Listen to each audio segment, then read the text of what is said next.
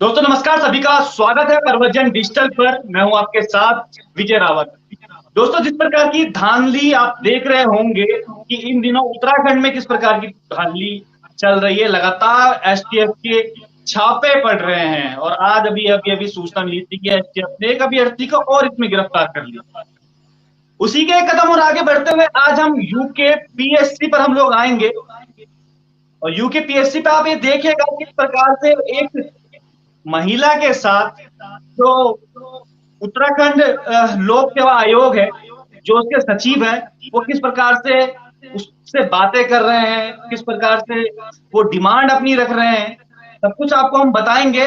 वो जो पीड़ित महिला है वो भी हमारे साथ जुड़ेगी। तब तक आप लगातार लाइव आप जुड़ते रहिएगा, तो आपको बताते हैं कि क्या कुछ ये पूरा मामला है।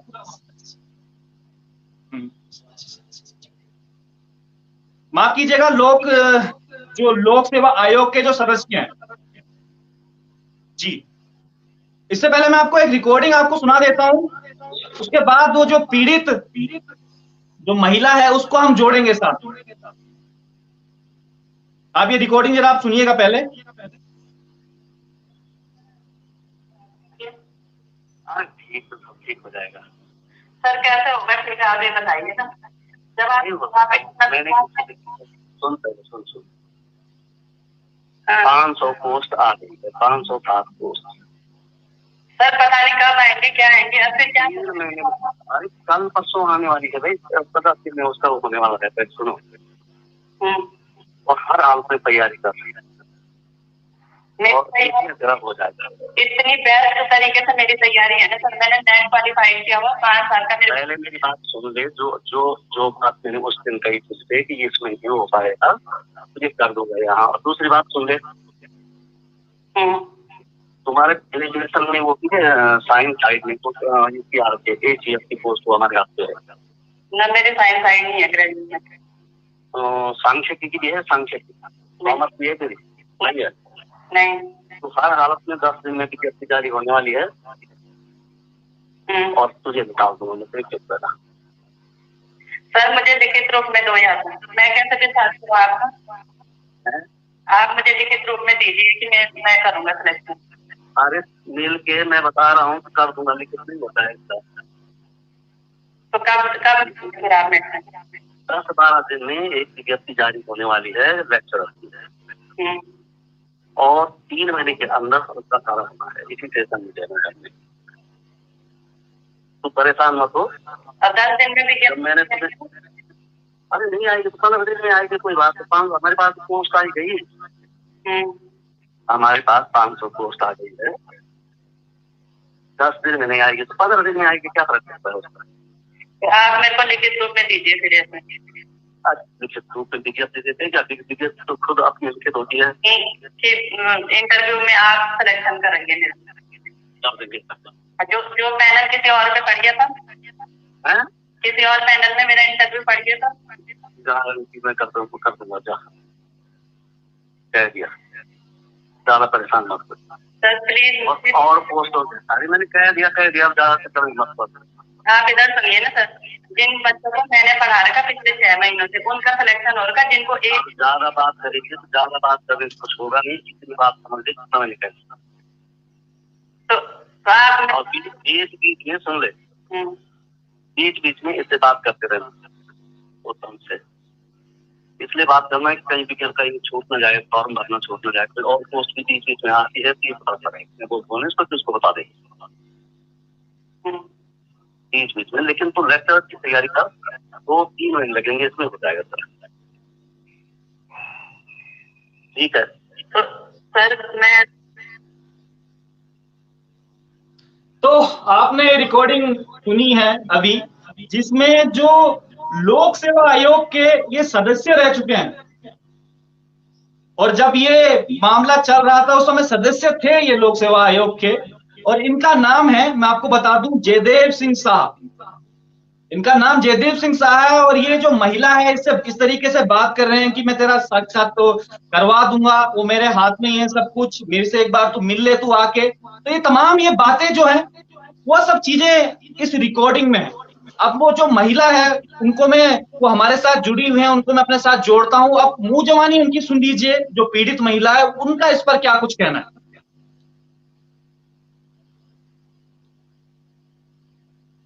जी आप अपनी बात रखिएगा मैडम। ठीक है hello. Sir, thank you. Yes sir. Hello. जी जी जी जी, हम जी लोग लाइव अभी जुड़े हुए हैं और लगातार पूरे उत्तराखंड के लोग, पूरे देश से लोग हमें सुन रहे हैं। और जो अभी आपकी जो रिकॉर्डिंग थी, वो रिकॉर्डिंग अभी हमने सबको सुनाई है कि किस प्रकार से क्या कुछ बातें इसमें हो रही है। जी जी तो आप बताइएगा इसमें कि क्या कुछ आपकी आप बीती है पूरी की पूरी। जी जी। तो सर सबसे पहले तो आपका मैं बहुत बहुत धन्यवाद करना चाहूंगी सर कि आपने मुझे ये प्लेटफॉर्म दिया है अपनी बात रखने के लिए।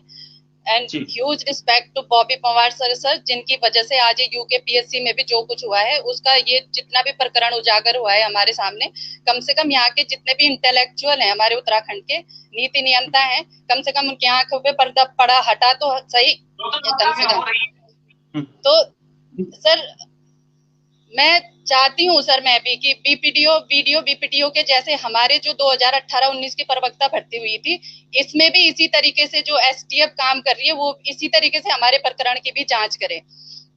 क्योंकि सर पिछले 3 सालों से सिर्फ इस मामले पे मिट्टी डाली जा रही है। हर जगह हमने शिकायत कर ली लेकिन कहीं से भी कोई सुनवाई नहीं है।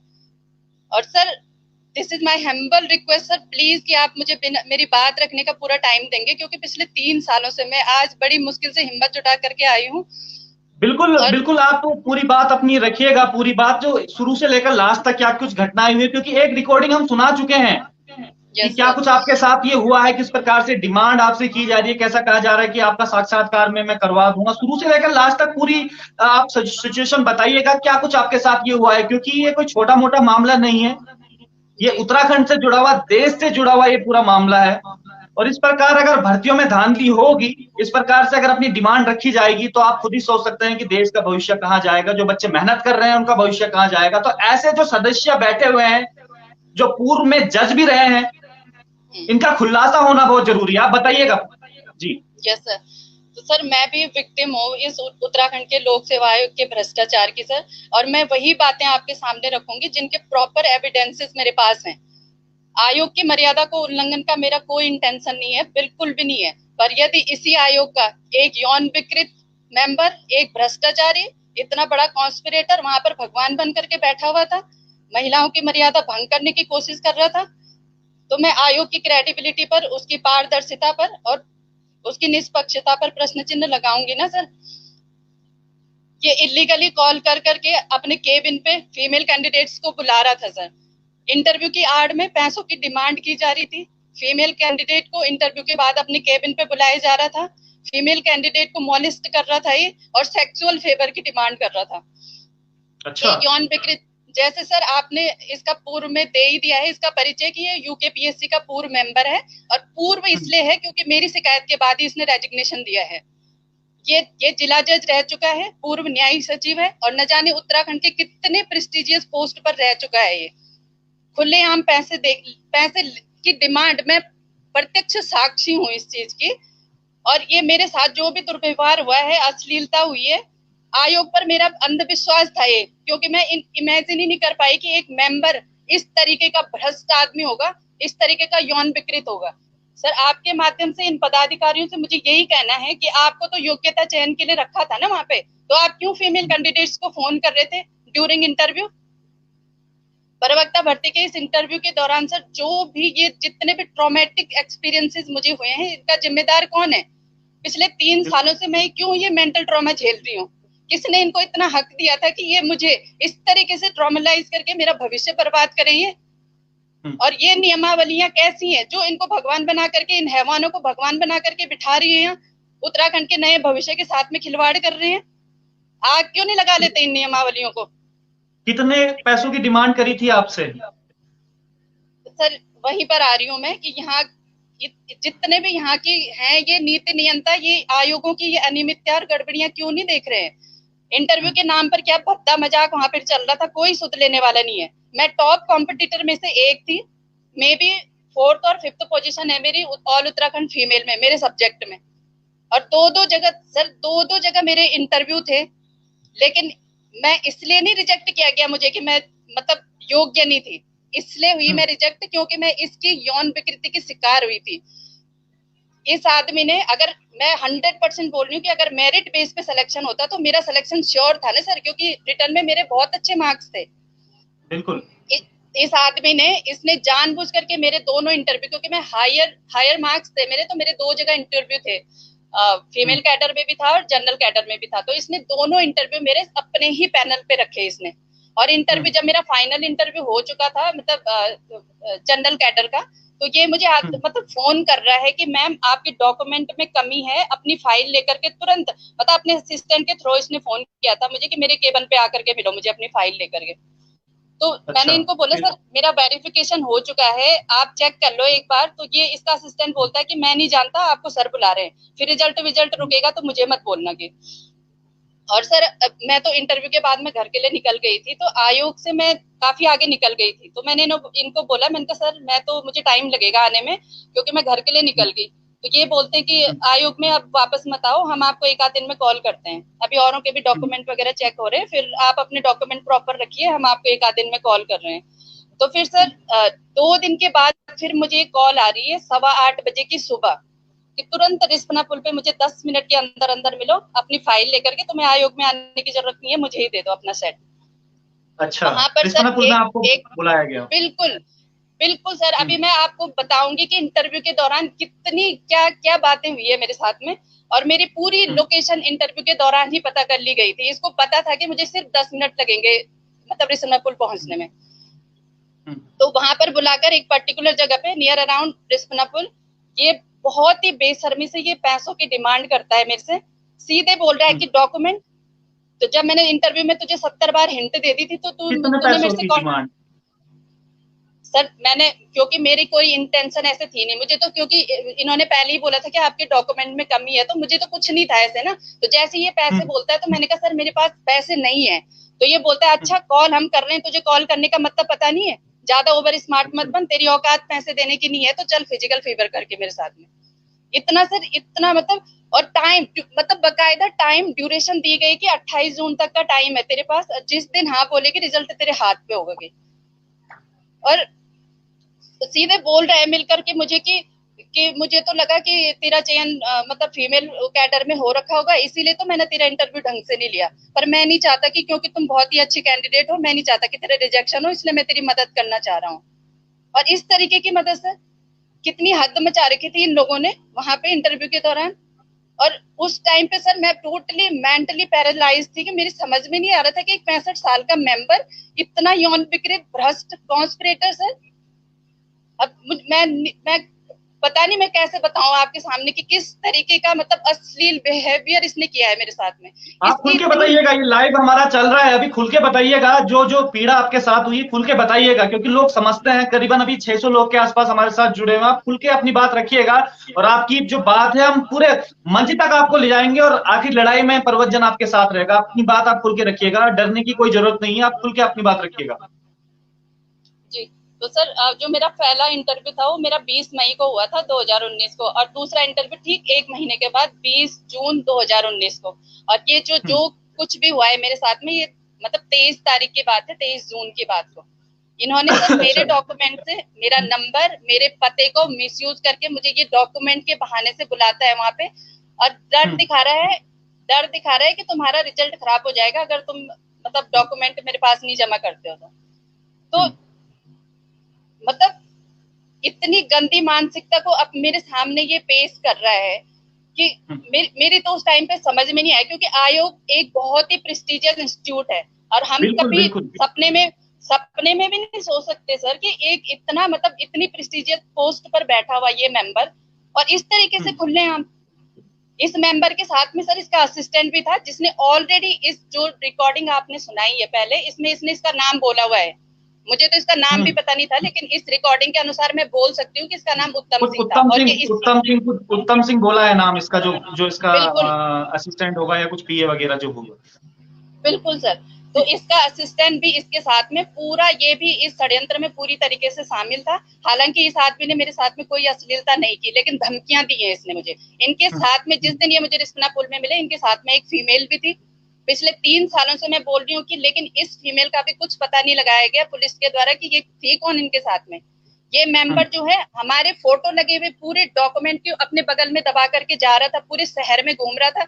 इसको इतनी परमिशन किसने दी कि हमारे डॉक्यूमेंट लेकर के पूरे शहर में, क्योंकि मैं प्रत्यक्षदर्शी हूँ, क्योंकि उसने उन गट्ठर में से मेरा रोल नंबर देखा था, इसलिए मेरे सामने ये हुआ, तो मैं बोल सकती हूँ कि हमारी डॉक्यूमेंट थे वो। और सर आपके माध्यम से मुझे यही बताना है उत्तराखंड की जनता को कि वो यूकेपीएससी जो उत्तराखंड के लिए पूरे एडमिनिस्ट्रेटर तैयार कर रहा है, जुडिशियरी से लेकर तमाम क्षेत्रों में भविष्य तैयार कर रहा है उत्तराखंड का, वो यूकेपीएससी प्रवक्ता भर्ती के इंटरव्यू में किस तरीके के क्वेश्चन पूछता है मुझे कि आपका नाम क्या है। वाकई में शर्मनाक विषय है जो उत्तराखंड में जो इतनी तादाद में जो भर्तियां निकालते हैं और यहाँ के जो बच्चों के भविष्य तय जो करते हैं उस पर किस प्रकार से लोग बैठे हुए हैं। आप ये देखिएगा, जिनसे मैं बात कर रहे हैं उनका नाम अभी हम नहीं दे सकते हैं, जिनसे हम बात कर रहे हैं जो पीड़ित अभ्यर्थी जो बता रही हैं अपने आप को, ये टॉप वुमेन में है, टॉप वुमेन 4-5 रैंक है इनकी। उनके साथ ये हो रहा है कि पैसों की डिमांड की जा रही है या सेक्सुअल उनको हरासमेंट करने की इनको कोशिश की जा रही है। तो ये उत्तराखंड के अंदर हो रहा है। वाकई में ये बहुत बड़ा चौंकाने वाला विषय है और सरकार को संज्ञान जरूर लेना चाहिए। अच्छा, एक चीज और मैं आपसे जानना चाह रहा था इसमें कि अभी तक ये, क्योंकि मामला में देख रहा था कि इसको काफी टाइम हो गया, तो अभी तक आप मीडिया के सामने खुल के क्यों नहीं आए इस पूरे विषय में? सर एक तो इन्होंने पहले दिन से ही मुझे थ्रेटनिंग करना शुरू कर दिया था, क्योंकि जब पुलिस के कहने के बाद मैंने इनकी कॉल रिकॉर्ड की थी तो इसने सीधे, वो मेरे पास प्रूफ भी है जिसमें ये मुझे बोल रहा है कि अगर इस मामले में तूने मुंह खोला तो तेरे को रिस्ट्रिक्ट करवा दूंगा, तू आगे से आयोग के पेपर देना भूल जाएगी। तो बहुत मेरे फैमिली वाले पूरी तरीके से डरे हुए थे कि पता नहीं इस तरीके की मानसिकता वाले, जो कि मतलब जुडिशियरी से रिलेटेड होने के बावजूद इस तरीके का खुलना हम इस तरीके की धांधली कर रहे हैं, तो किस तरीके से मुझे मतलब थ्रेटन कर सकते हैं, मुझे नुकसान पहुंचा सकते हैं। तो मेरी फैमिली ने मुझे बिल्कुल मना किया था कि तुम, मतलब ये मामला ऑलरेडी हाई कोर्ट में भी है अभी, और मेरी फैमिली ने सिर्फ मुझे परमिशन दी थी कि तुम एज अ रिट पिटिशनर तुम हाई कोर्ट में जा लो, लेकिन क्योंकि बहुत सारी चीजें होती है सर, एज अ फीमेल भले ही हम 21वीं सदी में है लेकिन बहुत सारी रिस्ट्रिक्शंस अभी भी हैं हम लोगों के ऊपर।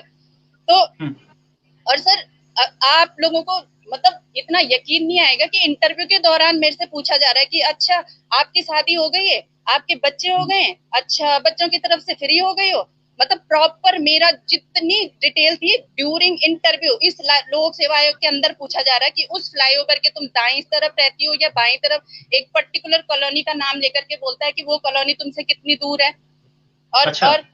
और किस तरीके के क्वेश्चन की, चलिए अब मैं आपसे पूछता हूँ कि मतलब जो बगल में बैठे रहते हैं जो सब्जेक्ट एक्सपर्ट, उनको बोल रहा है कि अच्छा ये तो हमारी पड़ोसन है, अब मेरी पड़ोसन से तुम क्वेश्चन पूछो। अच्छा, अब मेरे को बोलता है कि इस तरीके की बातें हो रही हैं। बिल्कुल साक्षात्कार में बोला गया मुझे कि नील आर्मस्ट्रांग की लव स्टोरी सुनाओ, तुम्हें इतनी फेमस लव स्टोरी नहीं पता क्या तरीका है सर इंटरव्यू लेने का, और इतनी तरीके की बकवास मेरे ड्यूरिंग माय इंटरव्यू ये सब कुछ हो रहा था।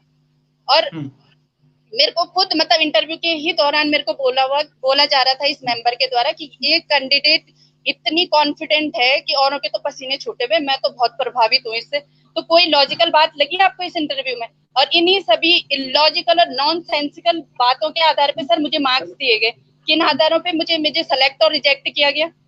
और पहले ही दिन से सर मैं आयोग को बोल रही हूँ कि मुझे सारे जो सिलेक्टेड कैंडिडेट हैं उनकी वीडियोग्राफी दीजिए, हम अपने आप इवेल्युएट कर सकते हैं ना कि किस तरीके की बातें आप लोग हमसे पूछ रहे हैं। और शिकायत की बात सर, जिस दिन मेरा रिजल्ट आउट हुआ 11 जुलाई 2019 को, उसी दिन एसएसपी से मैंने अपॉइंटमेंट ले ली थी, लेकिन पुलिस ने भी इस पूरे मामले को इतना डिसेंसिटाइज किया है सर कि मैं देख रहा हूँ कि जो मेरे पास डॉक्यूमेंट आए हैं, आपने माननीय पुलिस महानिदेशक को भी ये डॉक्यूमेंट आपने सबमिट किए हैं। अगर दर्शक देख पा रहे हो तो मैं दर्शकों को दिखा दूं कि ये जो एक एप्लीकेशन है माननीय पुलिस महानिदेशक महोदय को ये एप्लीकेशन जा चुकी है। आप ये देखिएगा, ये ऑलरेडी एप्लीकेशन जो है वो सबमिट करा चुकी है। उसके बाद भी पुलिस का किस प्रकार से रवैया, आपने महानिदेशक को दे दिया, वरिष्ठ पुलिस अधीक्षक को आपने दे दिया ये एप्लीकेशन, जो मैं देख पा रहा हूँ अभी एसएसपी को आपने ये एप्लीकेशन दी है। उसके बाद क्या रहा रिजल्ट? क्या ये पुलिस ने सही से कार्रवाई नहीं कर पाई अपनी, या वो डर गए कि जज साहब हैं पुराने कुछ कर देंगे इस तरीके से? क्या रहा पूरा? बिल्कुल बिल्कुल सर, मुझे ये मतलब एक फीमेल ऑफिसर तो यहाँ तक बोलती है कि तेरी वजह से मैं एक रिटायर्ड जज को मतलब क्वेश्चनायर के लिए बुला रही हूँ कि मतलब इतना मेरा भी करेक्टर असैसिनेट किया इन पुलिस ऑफिसर ने। फीमेल पुलिस ऑफिसर होने के बाद सर कोई फीमेल कैसे आएगी इनके साथ की अपनी मतलब व्यथा सुनाने के लिए, जब इनका बिहेवियर इस टाइप का है। और मतलब खुद फीमेल ऑफिसर एक जो बहुत ही प्रेस्टिजियस पोस्ट पर है मेरे को बोल रही है कि इस मामले में पढ़ने की जरूरत नहीं है, तेरे को तो खड़े खड़े छील के रख देंगे। तो अपनी शिकायत सुनाना कोई गलत बात है? जो मेरे साथ जो कुछ भी हुआ क्यों छील के रख देंगे? इतनी क्या जंगल राज चल रहा है उत्तराखंड में? और मेरी शिकायतों के यस सर, तो मेरी शिकायतों के बाद इसको जबरदस्ती रेजिग्नेशन दिलवाया गया आयोग से। तो क्या रेजिग्नेशन दे करके हमको न्याय मिल गया क्या सर? बताइए, हमारी पूरी स्टडी वगैरह पूरी रिटेन कैसे होगी? सबसे बड़ा सवाल भी यही उठता है कि अगर इतने पाक साफ थे जज साहब, तो क्यों रेजिग्नेशन जो आयोग द्वारा उनका रेजिग्नेशन दिलाया गया? सबसे बड़ा सवाल भी यही उठता है। ये पूरी सर ये पूरी नियमावली ही गलत थी, क्योंकि इसमें 100% सिलेक्शन सिर्फ इंटरव्यू के आधार पे था। तो ये भ्रष्टाचार की पराकाष्ठा नहीं दिखा रही थी। ग्रुप सी के लिए आप 3 एग्जाम की बात कर रहे हैं और लेक्चरर के लिए सिर्फ इंटरव्यू के आधार पे। जब मेरे 2 इंटरव्यू थे, कॉन्स्पिरेसी के तहत इसने मेरे दोनों इंटरव्यू अपने पास रखे और मेरा फीमेल कैडर में इसने रिजेक्शन किया था। और फिर मेरे जनरल कैडर में सीधे बोलता है कि मैं नहीं लेता तुम्हारा वो इंटरव्यू लेने के लिए सीधे मना कर देता है। लेकिन जब मैंने बार बार रिक्वेस्ट की तब तो मेरा इंटरव्यू लिया गया, और इंटरव्यू में किस तरीके के क्वेश्चन पूछे गए वो मैं आपको बता चुकी हूँ। तो सर इस घटिया नियमावली की वजह से और इन अविवेकशील मेंबर थे जो इनके स्वार्थ की वजह से जितने टॉपर थे इस एग्जाम के सब बाहर हुए हैं। एवरेज मार्क्स वाला जो कि अपने कोर सब्जेक्ट में भी अच्छा नहीं कर पाया उसको इन्होंने टॉपर बनाया। एक पैनल जो है फेलियर को टॉपर बना रहा है, दूसरा पैनल टॉपर को फेल कर रहा है। तो ये कहाँ है सर आपकी क्रेडिबिलिटी? और मेरे साथ जो कुछ भी हुआ है, ये अश्लीलता, ये मॉलेस्टेशन, मैं बोल रही हूँ 100% औरों के साथ में भी सेम चीजें हुई होगी। लेकिन इन्वेस्टिगेशन तो कीजिए आप। लेकिन 3 साल से कुछ नहीं किया गया। इस जो नंबर मैंने पुलिस को दिया, क्यों नहीं इसकी ऑडियो रिकॉर्डिंग की निकाली जा रही है? CDR नहीं निकाली जा रही। पुलिस बोल रही है मुझे कि इस पता नहीं क्या कर रहा होगा नंबर पे, कि इसकी CDR ही नहीं निकल रही। तो मैंने कहा मैम मेरी निकालो आप, मेरा नंबर तो आपके पास है ना, पूरी CDR निकालो कि किस तरीके से मुझे ड्यूरिंग इंटरव्यू 3 4 बार कॉल कर रहे थे। क्यों ये फीमेल कैंडिडेट के कांटेक्ट में थे इंटरव्यू के दौरान? और जिन भर्तियों का नोटिफिकेशन तक नहीं निकला हुआ। ये इंटरव्यू में तकरीबन कितने लोग बैठे हुए थे जिस समय इंटरव्यू हुआ था आपका? सर 907 मेरे पैनल में 3 थे सर। तो मेरा हाँ बिल्कुल, ये चेयरपर्सन था और इसके अलावा जो 2 सब्जेक्ट एक्सपर्ट थे। तो जो जनरल मेरा फीमेल कैडर का पहले हो गया था 1 महीने पहले, उसमें भी सेम वही थे। उसमें एक फीमेल थी, तो शायद उस फीमेल की वजह से ये ज्यादा अश्लीलता पे नहीं उतरा था। लेकिन मैं 100% बोल रही हूँ, आप अगर आपके पास आयोग के पास प्रूफ है तो मेरी वीडियोग्राफी आप पब्लिक कर सकते हैं कि मेरा जनरल का जो इंटरव्यू हुआ था उसमें इतने नॉन सेंसिकल क्वेश्चन पूछे गए थे जिनका ना तो शिक्षा से कोई लेना देना, ना किसी आयोग से कोई लेना देना। मतलब अगर आप एक किसी अनपढ़ को वहां पे बिठा देते, वो इनसे ऑथेंटिक इंटरव्यू लेता। मैं बिल्कुल जिम्मेदारी के साथ में ये बोल रही हूँ। और आप खुद ही देख लीजिए इनकी जो रिकॉर्डिंग है, जिन भर्तियों का नोटिफिकेशन तक नहीं निकला हुआ, ये बोल रहा है कि ये फलाने पद मेरे हाथ में है। तो मैं बोलूंगी नहीं कि ये इंटरव्यू का भी 100% इसके हाथ में था और इसने अपने स्वार्थ के उसमें ही सारे सिलेक्शन दिए हैं। बिल्कुल आपकी कहने की बात बिल्कुल सही है और हम आपके साथ हैं, डरिएगा मत ना। क्योंकि आप कह रहे थे कि घर वालों का प्रेशर था, एक महिला होने के नाते भी प्रेशर था आपके ऊपर, इस वजह से आवाज नहीं उठा पाई। तो आप ये देखिएगा किस प्रकार की चीजें ये उत्तराखंड में हो रही हैं। कभी हम देख रहे हैं वीडियो में लगातार लोग पकड़े जा रहे हैं, उसमें इतनी बड़ी धांधली हो रही है। और एक नया मामला, एक महिला के ऊपर इस प्रकार से मॉलिस्ट इसको किया जाता है। महिला को कहा जाता है कि भाई आपके साक्षात्कार में उल्टे सीधे सवाल पूछे जाते हैं। बिल्कुल सर, आयोग की डिमांड होती है और एक महिला खुल के सामने आ रही है और ये चीज बता रही है, तो वाकई में कुछ ना कुछ बात इसमें है और सरकार को इस पे बिल्कुल ध्यान देना होगा जो पुलिस अपनी कार्रवाई नहीं कर रही है। और जज साहब से भी सवाल है, हम आपके पास भी आएंगे, आपको फोन भी करेंगे और आपसे आपका भी वर्जन हम लोग लेंगे कि ये पूरे घटनाक्रम के पीछे आखिर जो ये पीड़ित महिला अभ्यर्थी है जो आप पर इल्जाम ये लगा रही है, इसके पीछे कितनी सच्चाई है। जो आपका रेजिग्नेशन जो आयोग के द्वारा किया गया और रेजिग्नेशन क्यों किया गया, लगातार आप इस जो पीड़ित महिला है अभ्यर्थी, इसको लगातार आप फोन क्यों कर रहे थे, और जो ये रिकॉर्डिंग अभी आपको सुनाई है अभी, इसके ऊपर कितनी सच्चाई है, वो सारी की सारी बातें हम जरूर पूछेंगे और आयोग से भी हम ये इस चीज का स्पष्टीकरण लेंगे। जी जी आप। तो यस सर, तो इस जो ये 2018-19 की प्रवक्ता भर्ती थी, इसमें एक फीमेल कैडर के नाम का मिसयूज करके उनको उसके पते का मिसयूज करके रिजल्ट के बहाने से मॉलेस्ट किया गया। क्यों सर? मैं पूछना चाहती हूँ आयोग से कि हमारे फोटो लगे हुए डॉक्यूमेंट लेकर के कि अपने बगल में दबाकर पूरे शहर में घूम रहा था, तब कहाँ गया था आयोग का प्रोटोकॉल? आयोग की क्रेडिबिलिटी तब कोई मान्य नहीं रखती क्या? और सर जितनी भी रिकॉर्डिंग मैंने पुलिस के कहने के बाद की है, यानी 11 जुलाई जिस दिन मेरा रिजल्ट हुआ था उसी दिन मैं एसएसपी से मिली थी और पुलिस ने ही मुझे बोला था, क्योंकि ये नंबर जो मैंने इनको दिया था ये इनके असिस्टेंट का नंबर था, तो उन्होंने बोला कि ये इस असिस्टेंट के नंबर से ये मेंबर तुमसे कनेक्टेड है, इस बात को साबित करने के लिए ही मैंने इनकी रिकॉर्डिंग की थी। लेकिन वो भगवान का आशीर्वाद था सर मेरे साथ में कि मेरी रिकॉर्डिंग में इन्होंने सब कुछ उगला हुआ है, अपना काला चिट्ठा, कि किस तरीके से इन्होंने मुझे बुलाया है डॉक्यूमेंट के बहाने से। और क्यों बुलाया? सीधी सी बात है ना सर, वो तो बोलेगा नहीं ना, मैं बोलूंगी आपको कि मेरे से पैसों की डिमांड की गई और फिर बोलता है कि तेरी औकात नहीं है पैसे देने की, मेरे साथ में फिजिकल फेवर कर। एक हफ्ते का मुझे पूरा मतलब टाइम ड्यूरेशन दिया गया, क्योंकि 20 से और 28 तक मेरे सब्जेक्ट के इंटरव्यू चल रहे थे, तो बोलता है कि 28 को हमने वाइंड अप करना है, और फिर 28 को भी कॉल करता है कि अगर, क्योंकि सर जब ये सब कुछ 23 तारीख को मेरे साथ में हो गया था, तो मैं बहुत डिप्रेस्ड हो गई थी और मैं अपने गांव चली गई थी। तो क्योंकि मैंने सोचा कि मैंने कहा ताकि थोड़ा सा मैं मेंटली रिलीफ हो पाऊं और इस बीच में मेरा रिजल्ट आउट हो जाए। तो ये जब मैं अपने गांव में थी उस दिन 28 तारीख को मुझे फिर कॉल आती है कि मुझे तुरंत मिल और रिजल्ट मैं तेरे हाथ पे पकड़ाता हूँ, वरना तो भूल जा। और उसके बाद सर इतनी बड़ी बड़ी बातें कही गई आपके इनसे कि आप मेरे को फिजिकली आप फेवर मेरा कीजिए, आपके पास पैसे नहीं है, आपकी औकात नहीं है पैसे देने की, तो फिजिकल फेवर कीजिए, ये बातें कही गई वाकई में? मतलब अगर सर सिर्फ पैसे की बात भी होगी ना, लेकिन इस तरीके का ये यौन विकृत उस प्रेस्टिजियस पोस्ट पे बैठा हुआ था, तो ये यौन विकृत करेंगे क्या हमारे भविष्य का फैसला? आप ये बताइए मुझे।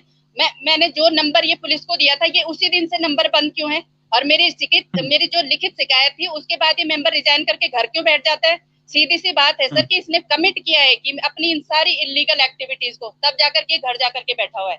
मैं किसी पे भी एलिगेशन लगाऊंगी और वो इतनी प्रेस्टिजियस पोस्ट पर बैठ करके रेजिग्नेशन देकर के घर बैठेगा, क्यों नहीं उसने मेरे से दोबारा बोला कि तुम किस आधार पे मेरे पे इतने बड़े बड़े एलिगेशन लगा रही है? तो बिल्कुल उत्तराखंड गवर्नमेंट को बिल्कुल सोचना पड़ेगा सर, पिछले 3 सालों से आप इस मामले पे मिट्टी डाल रहे हैं, तो एक भी ऐसा डिपार्टमेंट नहीं है जहां मैंने अपनी लिखित शिकायत खुद अपने हाथ से लिख करके, मैंने इतनी जगह अपनी शिकायत लिखी है, महिला आयोग से लेकर के पीएमओ से लेकर के जितने पुलिस के जितने ऑफिसर्स हैं सबके पास। और गवर्नमेंट को क्यों नहीं सोचती, गवर्नमेंट की जिन ब्रेन पावर की उत्तराखंड को जरूरत है वो हाई कोर्ट के चक्कर लगा रहा है। सारी परीक्षाएं उत्तराखंड की बिना हाई कोर्ट के अपने अंजाम तक नहीं पहुंच रही है। यूथ इतना फ्रस्ट्रेट होकर के अपनी पढ़ाई कर रहा है, आप लोगों को क्यों नहीं दिखता ये सब है?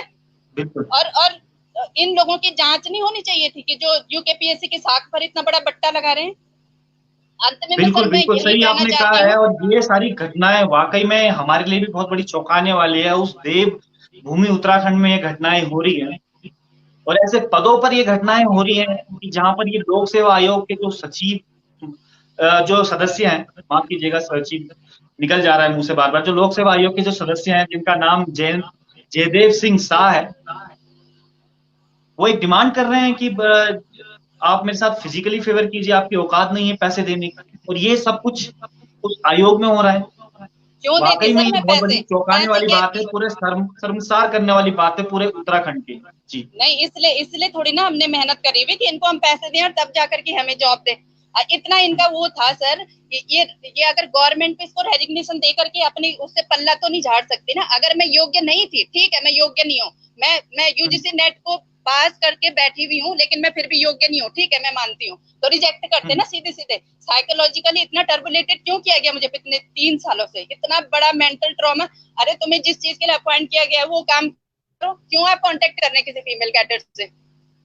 और इतने जो मेरा इतना माइक्रो सेकंड जो मेरी पढ़ाई के लिए था सर, ये पुलिस के पास लगी मैं पिछले 3 सालों से। 7 बार मेरे बयान लिखवा गए हैं। हर बार हर ऑफिसर बोलता है, वो फाइल फॉरवर्ड नहीं करते, वो हर बार हर ऑफिसर को जांच देते हैं, हर बार मेरा नया बयान लिखवाते हैं।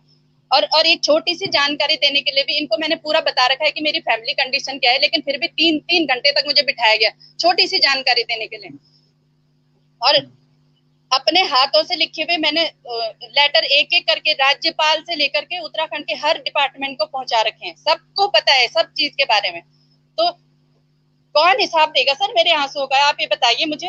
अगर मैं योग्य नहीं थी तो रिजेक्ट करते ना सीधे। किसने तुम्हें इतना हक दिया मेरी लाइफ को इतना टर्बुलेट करने के लिए? रिजेक्ट करते। बिल्कुल आप घबराइए मत, पूरा उत्तराखंड का युवा आपके साथ है, पूरे उत्तराखंड के लोग आपके साथ है, जितने भी लोग देख रहे हैं सबके सब लोग आपके साथ है। चाहे वो गुनाह किसी ने भी किया हो, कितने बड़े ओहदे पर वो व्यक्ति बैठा हो, चाहे वो जज हो, चाहे उससे भी बड़ी कोई पोस्ट पर हो, पूरा उत्तराखंड आपके साथ है। आप घबराइएगा मत बिल्कुल भी।